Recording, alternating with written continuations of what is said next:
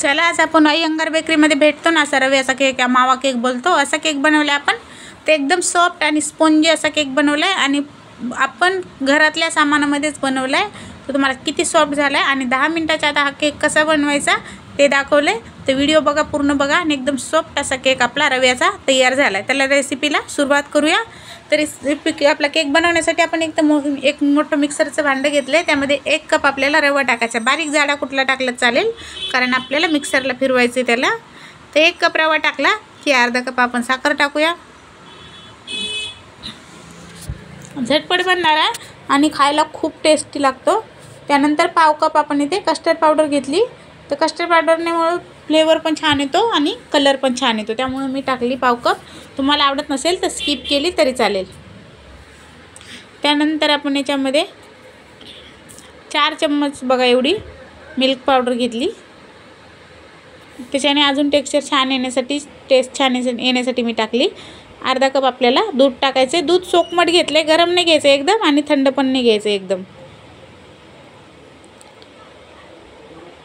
त्यानंतर आपण याच्यामध्ये पाव कपपेक्षा पण थोडंसं कमी असं तेल घेतले बघा. पाव कपला पण थोडं कमी आहे तेवढं तेल टाकायचं आहे. आणि ते मिक्सरमध्ये पाण्याचा एक थेंब न टाकता बारीक करून घ्यायचं बघा आपल्याला. तर मिक्सरमध्ये आपण बॅटर बघा बारीक करून घेतले आणि एकदम व्यवस्थित असं बारीक झाले. एका भांड्यामध्ये आपण काढून घेऊया पूर्णपणे. आता याच्यातनं आपण रवा टाकलेला आहे. तर हे 10 मिनटासाठी आपण साईडला ठेवू, म्हणजे रवा ना फुलेल. झाकून ठेवूया 10 मिनटासाठी. तर 10 मिनटं झालेत बघा. तर रवा आपला व्यवस्थित फुलला आहे. आता याच्यात आपण थोडीशी टुटी फुटी टाकू. मला ह्यावेळेस जास्त नाही टाकायची, मी थोडीशी टाकली. 1 चम्मच बेकिंग पावडर आणि 1 चम्मच बेकिंग पावडर असेल तर हाफ चम्मच आपल्याला बेकिंग सोडा टाकायचा आहे. आता यांना ॲक्टिव्ह करण्यासाठी आपण इथे दूध आता पाणी वापरू शकतो. मी तर बोलले दूधच वापरा, म्हणजे चव केकची बिघडणार नाही. तसं पाणी टाकलं तरी आज नाही बिघडणार. 2 चम्मच एवढं दूध टाकायचं आहे.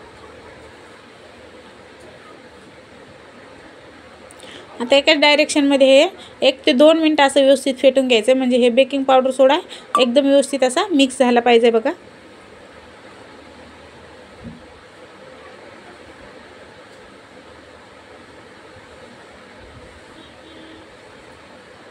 याच्यात अजिबात गाठी बिठी नाही राहिल्या पाहिजे, त्यामुळे ना बेकिंग पावडर सोडा टाकताना कधी असं व्यवस्थित पसरून टाका, एका जागेवर टाकू नका, नाही तर मग गाठी होतात.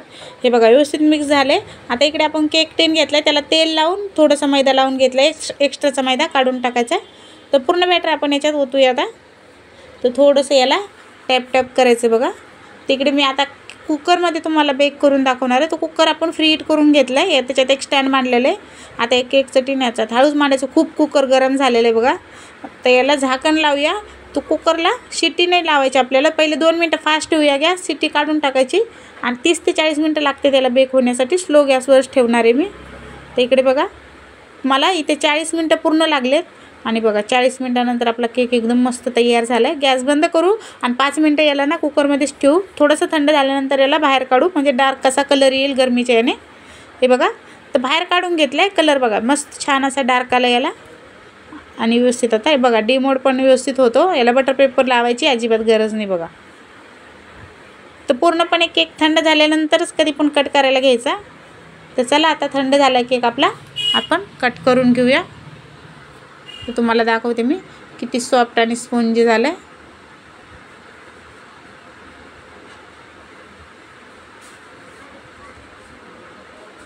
ते बघा तुम्हाला कापताना दिसत असेल आपला केक किती सॉफ्ट आणि स्पॉन्जी झाला आहे ते.